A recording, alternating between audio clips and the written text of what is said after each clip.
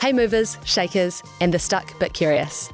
I'm Freya Gordon, and this is Good Shift, the podcast that helps you figure out what's next in your career and make a move with confidence.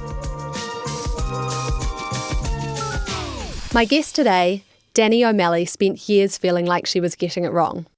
She didn't excel at university. Personal training at Les Mills started out as a dream, but ended up feeling surface level. A pivot to the construction industry didn't feel right.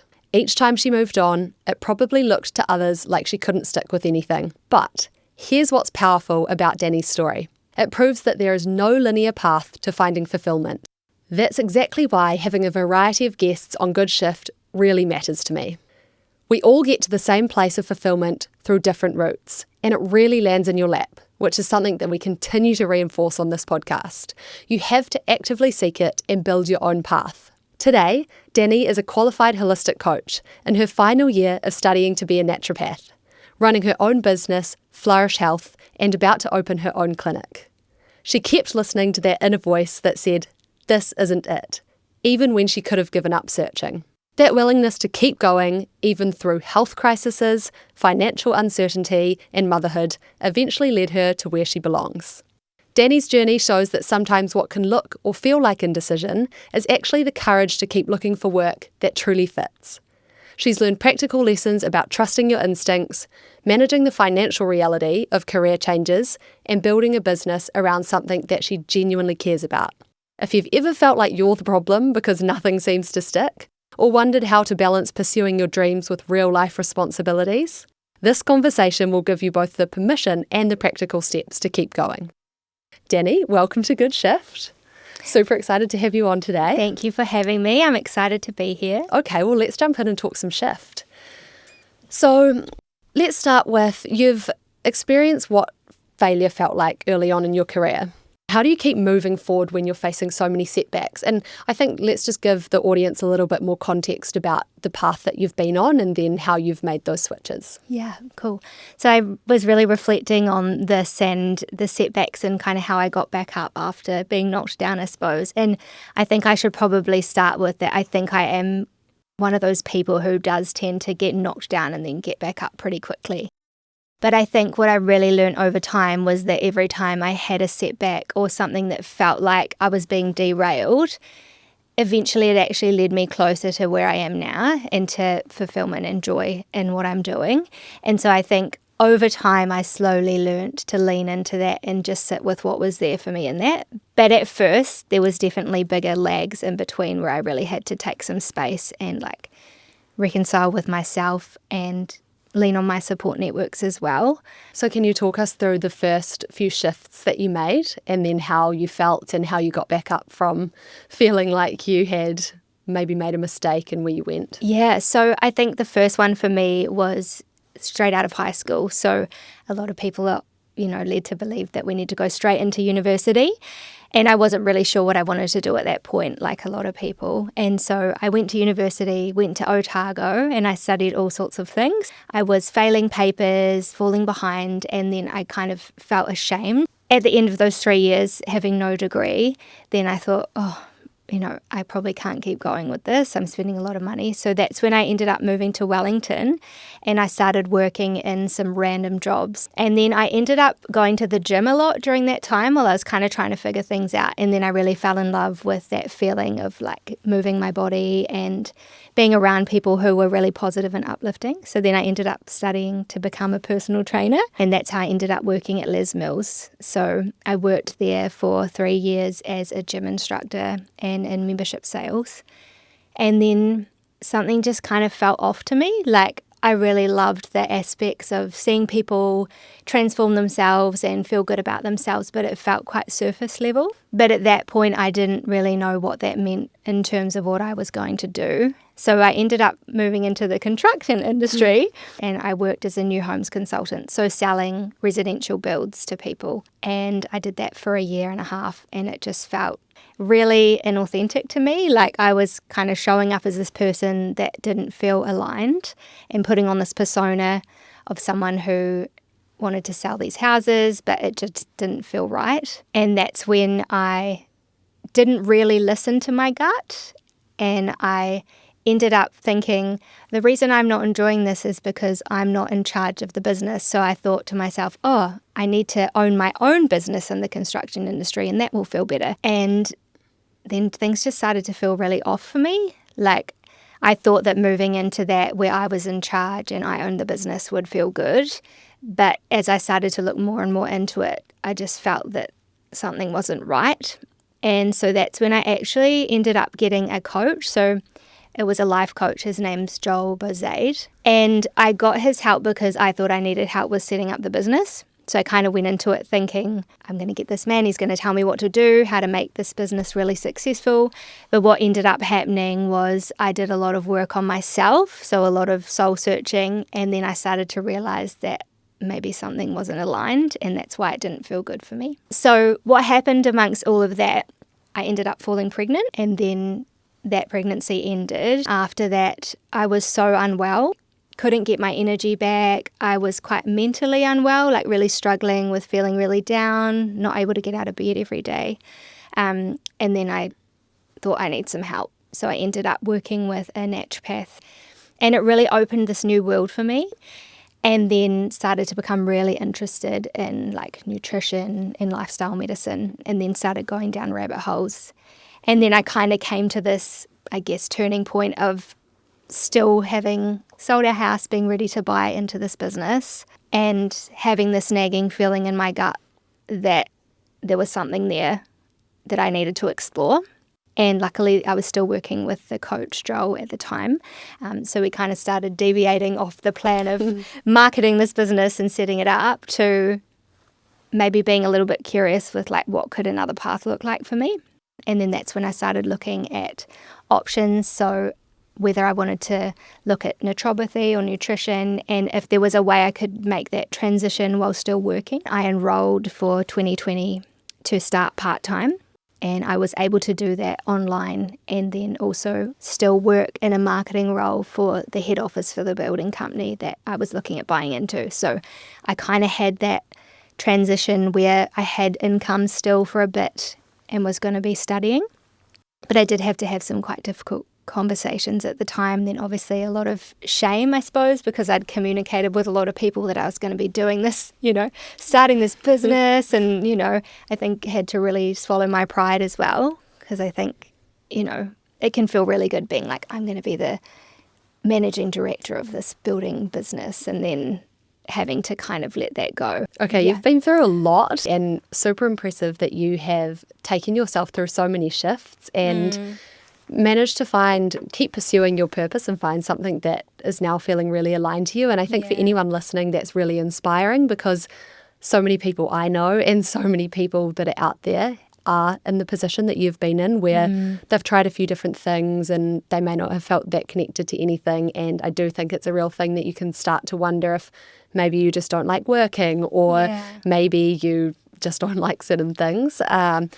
So that's really cool to hear how you've been through everything. I want to dig into a few things that you talked about. How did you take the leap to put your house on the market and commit to this other business? I knew where I was so uncomfortable, and I was at a point of like every Sunday night dreading going to work for this other person, having to work under someone else in this company in a role that I didn't love. And it felt so uncomfortable that I knew I had to do something. And then this opportunity came up. Basically, I found out that the owner of that company was looking to move out of the industry. And so there was an opportunity that presented itself. And I kind of thought to myself, you know what, like, now's the time. The opportunity's here. And that did mean having some quite difficult conversations along the way. Yeah, let's come back to that point. That's another thing that I wanted to dig into. A lot of people have expectations from their family or their friends around what they should be doing. In a lot of people's cases, it's that their parents have suggested they go to university for something in particular, whether that's to be a doctor or an accountant, for example, and then people veering off that path feel like they're letting down their parents. How did you work through that, and what did those conversations with your family look like? Yeah, so I think for me, ultimately, and this probably, again, was the help of a coach, having someone to soundboard off. So if it's your family in particular, where you don't feel you can have those conversations, either like a coach or a counsellor or a trusted friend. And then I think ultimately what it came down to was thinking about, like, I either disappoint my family now, potentially, and again, I was making up these scenarios in my head of how it would be, or I end up further down the track, miserable, and then disappointing them in an even worse way, which is kind of what I ended up deciding on was, either I disappoint myself and them in the long run, having wasted a long time, or I do it now. And they actually responded a lot better than I expected them to. I think we make things a lot worse in our heads than they actually are a lot of the time. Yeah, and I think, as you say, having had that coach brings so much benefit in that regard, because it's very easy to create all these scenarios in our heads where we fear the worst, and it's more having the anxiety or the fear of what might happen than actually what is going to happen that is the problem. So having a good sounding board, whether it's a partner or a coach in your instance, is a really good idea. And how did you know to get a coach on as opposed to just talking to your husband? Yeah, so I think I've always really loved personal development, which is probably another reason why I ended up in the holistic space. So I definitely had tasters in group scenarios, more like looking at like values and like goal setting and that kind of thing. But I think the point where I ended up getting a coach was where I felt really stuck. And I'm sure that this is common in people kind of looking to make a shift, is that point where you feel really stuck. And I think that's when it can be valuable to look at someone to help you, like when you kind of can't help yourself move. Yeah. And where did you start looking for a coach if someone's thinking the same thing? Yeah, so you could look at group opportunities to get a bit of a taster, or just looking for example like podcasts or on social media and looking to people who you kind of like what they talk about and it resonates. That could be a good place to start. Awesome. And did you have any fears around getting a coach? I know some people in their mind have a sort of stigma that if they're having to get help to do something, then maybe they're failing, or they're worried what other people will think if they end up getting a coach. Yeah, I think looking back, I think I did have some like shame around that. And I think I probably didn't share maybe like with my parents that I was doing that. And I think maybe there was like a bit of a knowing deep down. And I do look back and think maybe I actually got the coach because I actually knew I needed someone to talk me out of it. There was some fears, but I think what I've learned is that those fears were telling me something, and it was that I was kind of scared to understand these things about myself and about the path I was currently on. And by leaning into that, I then got to discover that. But yeah, often the fear's there for a reason. So sometimes leaning into that is where you can get the answers. Yeah, that's amazing. And you sound like you've done lots of deep thinking and work throughout this. Before you got the coach on, it sounds like when you left uni, you were taking some time to work, make some money and think. How did that process look for you? Yeah, so, and I don't know if this is that relevant. Well, no, I think it is relevant. So I'm late diagnosed with ADHD. And so I think at that point in time, I didn't realise that was what was going on for me. And now I do. I have a lot more compassion with myself. But at that point in my life, I think things were a bit wild. There was a lot of like binge drinking and a lot of up and downs. So like I would jump into one thing and then it wouldn't work for me. So then I'd jump out of it. But I think that season of my life was very much about just trying different things and exploring. And then I got tastes of little bits that I enjoyed in each area, and then over time I got to lean more into things that combine those, if that makes sense. Yeah. Do you have any advice that you would give to someone who is in that position, potentially is jumping between a few things, can't quite feel like they're settling, and to let them know that that can be part of the process, or any other advice around that? Yeah, absolutely. So a few things with that. The first thing I'd say is if you're really struggling and you feel like it's causing you pain in your life, then absolutely like speaking to someone about that. And the other thing is just that, well, for me, I always thought I couldn't stick to things, or that like there was something wrong with me. You know, I felt like I was always letting people down, really inconsistent and unreliable. But since finding something that I really love and I'm really interested in, there's been no problem. I'm able to show up every day, even when it's hard, even when I'm tired, and I stick with it and I'm doing really well at it. So I think it's about really questioning with yourself, is it because I'm struggling and maybe need some support with something like maybe ADHD, or is it because I'm just really not interested in what I'm doing? And then maybe leaning into that and leaning into your interests more. Yeah. Yeah, that sounds awesome. And how did you ultimately listen to yourself and make the decision to move on? Yeah, I think there were times when it took me longer than it probably should have. And that showed up in like me not showing up very well in my jobs. So not maybe working in the way that I would like to. For me, it was showing up like a lot of anxiety. So really struggling to get out of bed on a Monday morning. And for me, that was when I kind of had to say, like, I can't keep doing this because I'm actually not working in the way that my boss deserves for me to show up in, and I'm not well as well. So that's where I kind of had to make that decision. Yeah, that's great to identify those signals for you, because I think a lot of people probably feel, especially the Monday morning, struggle to get out of bed one, other than if you've just had a huge weekend and you're a bit tired. But that consistent ongoing feeling on a Monday morning of really feeling like it's going to be a shit week is definitely a telling signal, I think. Yeah, so. And I was kind of thinking about that. How do we know when it's an us thing or when it's something external? And I think for me, it's a matter of like, if I'm healthy and well, then if I'm still not enjoying it, then it's either that it's not like something that's fulfilling me or that's making me happy. Or it might be that there's another external thing, like maybe, you know, there's an issue with a coworker and there needs to be some communication. Or maybe it's looking at like, maybe these hours are too long. Is there a way that I can create some more work-life balance? And then if you're not feeling better, then kind of exploring further into that, then okay, what is it within me that I'm not enjoying about this? Yeah, and I liked that you've raised that, because it's easy to have a bad day at work and just want to flip it all out and make a change. But it's good to take time to think about whether it's a bad day or a rough patch. Maybe there's a big project on and things are just a bit hectic, versus needing to make a change. When we're not in a good place ourselves, so if we're not taking care of ourselves, if we're not sleeping, we're not eating well, we're not moving our bodies, we kind of can't see the grass for the trees, and we also can't tune into that intuition in our gut, and it can get really mixed and really clouded. So I think if you're in that position of wanting to make a shift but not knowing how or whether it's the right time, really focusing on looking after yourself first, and then it will become clearer. Yeah, that's awesome. I love that you're bringing that into this. There's some good golden nuggets there for people to get back to basics. Yeah.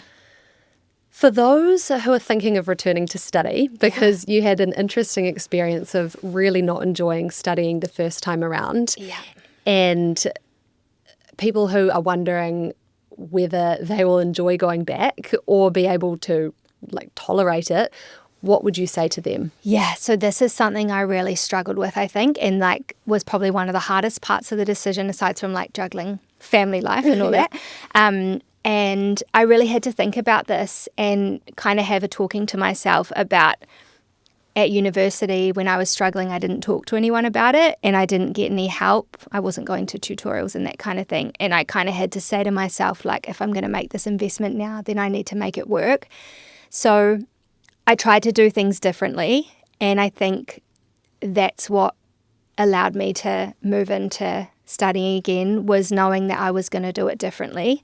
And the other thing was that the college for studying naturopathy was a lot smaller, so I felt a lot more support in it, whereas I felt in like a big university a little bit lost. So maybe I guess other advice is, if you've had a bad experience in a big university, maybe then something a bit smaller and more supportive could be helpful. And were you worried about going back to studying, investing all this time and energy and money that you're about to in studying naturopathy, that you were going to have this feeling again, like, oh, maybe this isn't actually the right thing for me? Yeah, I was really worried about that. There was a lot more on the line, so I kind of was like, I have to make this work. And luckily, you know, it has been the thing. Yeah. But yeah, there was definitely that fear there. But I think I just had to, again, just lean into that and know that I had to choose to do something different. Otherwise, nothing was going to change. So I ended up 2 years ago moving out of working for someone else and starting my own business. So that started out as Flourish with Danii, which was a coaching, and then just had to kind of refine my hours down to work with when I moved into full-time study. So I think it's been a bit of a balancing act, and I haven't ever really got it right. But I think it's just about like being okay with maybe having things not quite 100% in different areas of your life, because it's a little bit hard when you're doing lots of things. Yeah. And that makes sense that you've had to make certain sacrifices along the way. Can you tell us about some of the sacrifices you've had to make and how you rationalise those? Yeah. I like to say that, like, the second you give birth, like, you also get this extra guilt that stays with you in motherhood. But I feel like this is also a thing just when people are studying as well or chasing their dreams, is you get that guilt of, like, feeling like you're letting people down, or feeling like, you have to choose one or the other. And yeah, there's definitely been sacrifice. So, I mean, the big one would have been initially, like, time with my daughter, Ocean. And I guess the way I rationalized that was, like, you can spend so much time with your children, but if it's not quality time, then it's not valuable either. So I've had to really look at, like, when I am with her, being really present and really making the most of that time. And then I feel a little bit better about it. And then other things has been, like, a lot of social time, because I don't have a lot of time for socializing. So I've had to really, like, give up on that at times. Well, not give up on it, but had to reduce my time socializing.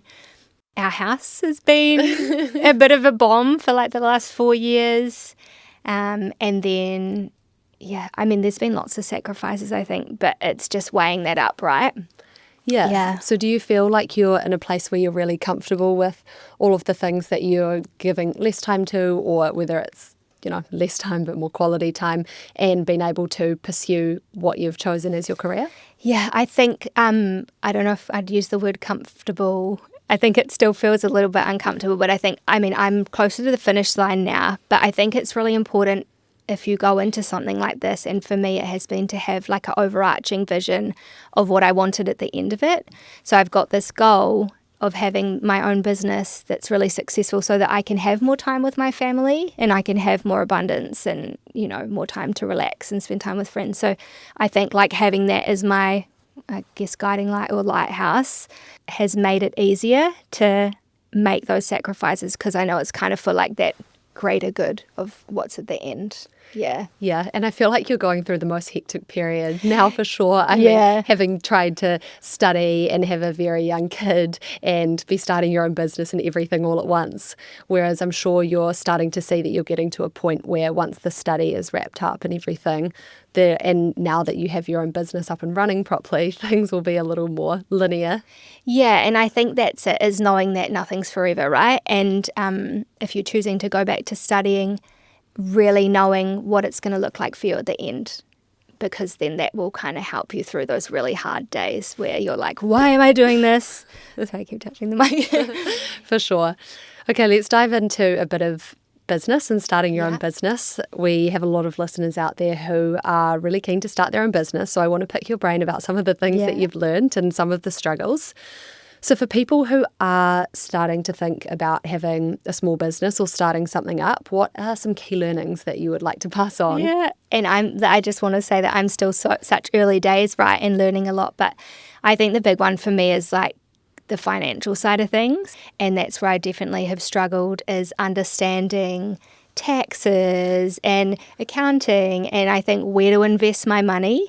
And potentially, even if I could do it all over again, I'd probably even enlist someone who could help me with that early on. So whether that's, I don't know, an accountant, or maybe there's, like, a financial advisor or someone who can rein you in with certain things, and then also kind of give you a boost with other things. So, like, where to invest your money. And in terms of the financial stuff, I totally get that. It's not my strong suit either. Yeah. How did you dive in and learn everything that you needed to know, and how did you muddle your way through figuring it out? Yeah, I think that I definitely don't know everything I need to know, but I think from making mistakes, like, I think you actually just have to be okay with screwing it up. Because that's where you learn the most. Like, I think the first year I did not set aside enough for tax. I feel like most people who start their businesses do that. And then I had a learning curve of a bill that I couldn't pay, and then having to figure that out. And I wouldn't do that again. Is there anything else that sticks out to you if you could go back and do it again? I think I would have started sooner, because I really love this, and I think I'd be further along if I had. How do you think people can tell the difference between the point of it's just time to get started, because Yeah. they're probably going to wish they started earlier, and there's only so prepared you can ever be before diving in, or you'll just never dive in because there's so much to do, versus there is actually a degree of preparedness one should be to start. Yes. Yeah. If you were thinking about walking that line again, how would you do that? Yeah, I think we have to remember that we can have conversations with people that we're working with. So what I mean by that is, like, we don't have to burn our bridges, and we don't have to jump in the deep end without a paddle. We can think about how could we create more balance with our current jobs, so that then we can have time to start working away on that in the background. Or, like, can I talk to my boss about maybe going down to part-time? And I think we can be scared of having those conversations because of what they might think. But I think for me, had I maybe stayed in my marketing role longer, I would have had a bit more financial support, which would have caused a little bit less stress. So yeah, maybe being okay with having those uncomfortable conversations, and knowing that quite often people are more on board than you think, and they're more open to being flexible than we might think as well. How did you navigate the financial part? Did you decide you were going to get to a place where you'd saved up X before you dived into it, or did you just dive in and figure it out as you went? So I was really lucky that my partner was working still. So we made sacrifices financially, but he was able to support me along with the student loan through the first while. And then that was when I kind of started my business and started to build things up. We're at crunch point now where it's really uncomfortable living in Auckland in particular. So definitely, there's been financial sacrifice, absolutely. What would you say to someone who has tried different things and feels like it's too late to start what they really want to do? I would say maybe just looking in places where that's normalised, and knowing that there's a lot of people who start late. What would you say to someone who has tried multiple avenues and is starting to think that they're just not passionate about anything? Yeah. I would say to lean into that uncomfortable feeling is probably where they're going to start to find answers, and to be kind to themselves, because I think a lot of the time we can beat ourselves up and then we don't actually give ourselves the space to get curious. So I think start with just giving yourself some compassion and know it's okay. And a lot of people get to that point.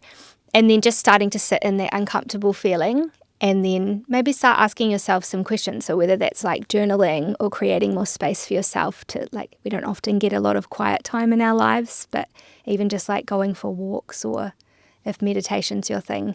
And then you might start to feel a little bit more into what that actually means for you. Yeah. Yeah, it's interesting what you say that we don't really get any quiet time, because I notice that with myself whenever I'm going on a walk, or if I'm just tidying around the house, I end up putting on a podcast or listening to an audiobook, and it really leaves no time for thinking. So I really do notice when I don't do that. And, there's that first 20 seconds of utter boredness where you feel like you need to turn something on. Scroll. Yeah, but then you actually just start going back into your regular thought pattern, and I think it's really helpful for people to be aware of how little time we do give ourselves to just think. Yeah, and I think that there's so much noise nowadays. That's another big one that you just called out, is feeling like we're behind, seeing other people doing things on social media. I'm sure that's something that you experienced when you weren't able to find what felt fulfilling or what you felt passionate about. I'm sure you saw your peers, especially who you'd been studying with, who were going off and doing all these big things. How did you navigate that? That was really hard for me, but I think I just had to kind of tell myself, I have to be where I am right now, and I can't rush ahead. I have to learn what I have to learn right now. But also that's when I did start, it was in that uncomfortable feeling that I did kind of start my holistic coaching business. And it was okay, what can I do now with what I've got now and the time I have and the knowledge I have now? Where can I start? But yeah, it's so hard. I still feel that, feel behind, feel like an imposter, Yeah. And I like that you've sort of used it to propel you forward by just getting started with something. Yeah. What about identity? You talked about that it was really hard to let go of some things that you had felt had become part of you. Yeah, that was hard. I think, again, it was looking at the future and what I wanted, and kind of wrestling with that idea of like, I think I thought that to be enough or to be worthy, I had to be like a CEO of a, building company and like be the man. But then when I looked to my future and what I wanted, which was like having a family and having, I don't really think I can use the word soft because I don't think I'm a very like, I wouldn't say a soft and fast life, a mixture of that. But I didn't see myself having that in that industry and in that role. I had to let go of that identity of like the CEO in a building company. But I think that what I gained was this new identity that felt more aligned for me. And yeah, but I can see how that would be really hard for some people. Do you ever look back and regret it? Absolutely not. That's what I was hoping you would say. But, you never know. And I mean, the thing is that I'm sure some people do. And there's always something to go back to if that is the case. We're not stuck with the change that we made. No. Either. And I think, maybe I didn't answer that question wrong and you might look like this. But there's some regrets. Like I quite often will say to myself like, oh, I wish I'd just studied this straight out of uni, straight out of high school. Or, oh, I wish I'd started my business sooner. But the reality is that like I had to go through what I went through in my life with my health, and I had to have these experiences to really appreciate where I am now and to bring the wealth of knowledge that I have into my business. So yeah, there's like a push and a pull hindsight there. is easy to think that we would have made changes. It is, right? And at 18, like I would be interested to know how many people really know and go into their degree that they're going to have for life, right? Yeah, exactly. Yeah. Which is why it's always good to remember to not be too stuck to what we've studied at university, because you're typically making that decision when you're 17 at high school and have no idea about working life or what a job involves. Yeah, and I just realised something I'd love to add, if that's okay. Yeah, please. I think the big thing is like when you're trying to find what it is that really lights you up and something that's really aligned for you, what really helped me was like, where am I now and where have I come from and how can I help others through that journey? Like, how can I bring people from where I was to where I am now? And that I think is what my pregnancy experience and having that kind of period between that where I was really low and then bringing myself back to myself with the support of obviously a coach and a naturopath, that really gave me clues into what I wanted to do. So I guess looking to like what you've overcome or who you've become and how you can bring people on that journey as well. And is there something in that? Does it have to be a specific job title or can you fuse different things together? Like we don't have to be so stuck in these ideas of these specific jobs. I think we're taught from so young, like, you know what I mean? Like, are you going to be a fireman or a ballerina or that? Whereas it doesn't have to be one thing. Yeah, it feels like there's limited jobs out there, but it's infinite really, and you can create whatever you want to create as well. Yeah, but not being so fixed on this idea of like having to know the end and how you're going to get there. It's like have that end vision of how you want your life to be and what you want it to feel like, but not being so fixed to like the steps to get there or even the role or the position that you're going to be in when you're there. Okay, we will get into the final quick fire questions as a wrap. Do you have any advice for what one practical step someone could take this week who is sitting there listening and is stuck? Again, I think it's just taking that space, like slowing down and sitting with what's there and just being really curious. And that might look like some journaling questions, and you could literally go onto like ChatGPT or Pinterest or something and get it to ask you questions, or just sitting in the silence and just seeing what's there. And then whatever comes up from that, just taking one little step. Yeah. Cool. Well, once this podcast has turned off in your ears, everybody, you can go ahead and just take 5 minutes and take that advice. Yeah. And what's one resource that has been game-changing for you? Yeah, so this one I found hard to like come up with one thing, but I did want to share one thing, and that was the Ikigai. I don't know if you've seen that before. If you Google it, Ikigai, it's basically a model and it's to support you in making, I guess, like choosing a career that's really fulfilling or finding your purpose. I think Ikigai means purpose, but I really love that model. It's a really beautiful way of like, and I think for me, I saw that when I was doing the coaching with Joel, and that's one of the things that helped me land on naturopathy and studying that is it met all of those. And where can people connect with you, find out more about your business? Yeah, so they can find me on Instagram. My business is Flourish Health, and my name is Danii O'Malley, so you'll find me there as well. Amazing. Well, thank you so much for this awesome chat Thank today, you. Danii. I feel like we've covered some really great things that we haven't necessarily covered in other interviews, and you have an amazing perspective from having gone through so many different things to find yourself where you are today, and lots of different challenges between your health and having a kid, and not that that was a challenge, but the journey to get there, and then juggling all these different things to find your path now. So it's super impressive and really exciting to see you doing so well now. Thanks, Freya.